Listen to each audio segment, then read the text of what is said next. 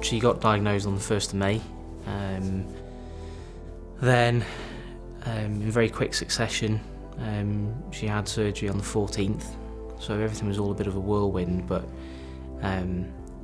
it was all still very positive at that point. We obviously didn't really realise the severity of it. So she had a surgery, she recovered remarkably well from the surgery, and she was remarkably stoic about it all. You know, obviously there was a big change to her body. She wasn't that bothered. She was just more concerned about, you know, living.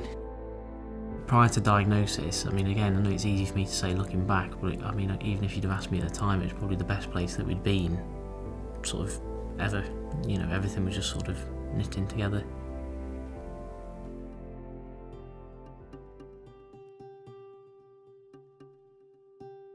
It was a gradual process. So when she got the diagnosis that it was terminal, then immediately there was the introduction of a palliative care nurse who, again, she was fantastic. You know, a real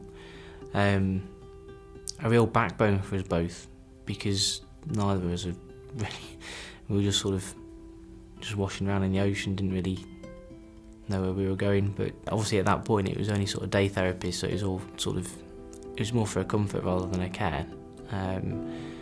But knew that it'd be second to none, but also knowing that there was somebody there who was genuinely looking out for us. You know, we're not just another one on a conveyor belt. They deal with people at end of life so often, but they obviously saw the situation for what it was, and they just got it. There was no sort of, if there was an obstacle in the way, they would make sure that it could be surmounted if it possibly could. You know, with the Lapland, that was magical, and the Hospice of the Good Shepherd managed to guide and sort of enable that to happen, because it would have been quite easy for somebody to say, actually, you're not fit enough to fly, in which case we wouldn't have been able to have that event, that experience together.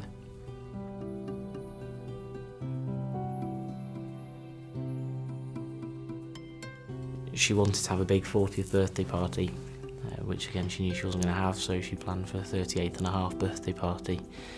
It was just unfortunate that on the morning of the party she passed away, which was very bittersweet in a way, because, you know, she'd planned for that. And it's very frustrating when people say it's peaceful, because it wasn't peaceful, it was horrific. But knowing that Lynn was there, it was almost like it felt better. And that's something that it'll live with me for the rest of my life, to watch that happen. But at the time, knowing that she was there, and that, you know, anything would be done to make it better for us, then that did certainly,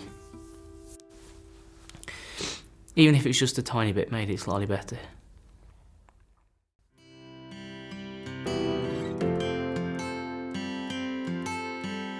It's down to the staff, and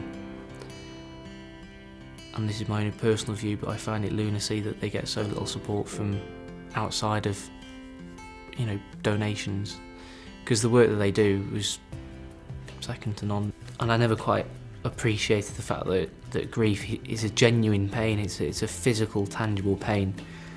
You don't arrange a funeral for your wife very often, and you don't do all the admin and stuff that comes with it. And knowing that the hospice and staff at the hospice will guide us through everything from there, again, it was, you don't really realise it at the time, but looking back, it could have been a lot worse. It could have been a lot more difficult.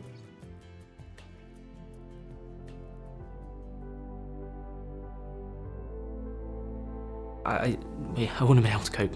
There's no dressing it up. I wouldn't have been able to. And the ongoing effect of that, the fact that, you know, eventually Hel would have passed away at home. I know some people prefer that. Helen didn't want that.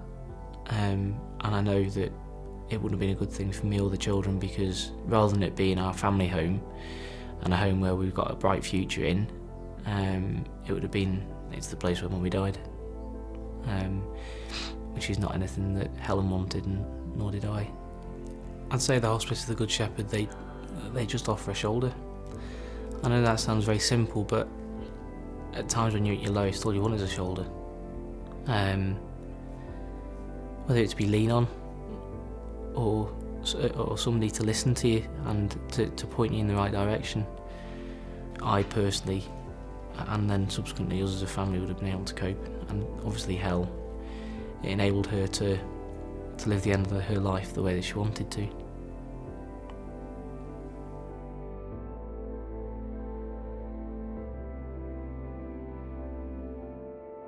To be able to have the support of somewhere like the Hospice of the Good Shepherd, you can't put a price on that, because that's a memory that sticks with family forever. The patience and the care and the support that they showed for her, and not only her but for us as a family, we wouldn't have been able to cope as well as we did, because they just understood.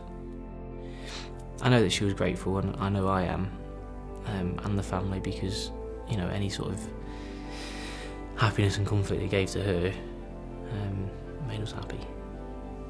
So things are getting better, and they will continue to get better, but it doesn't mean that Helen won't be far from our thoughts, ever.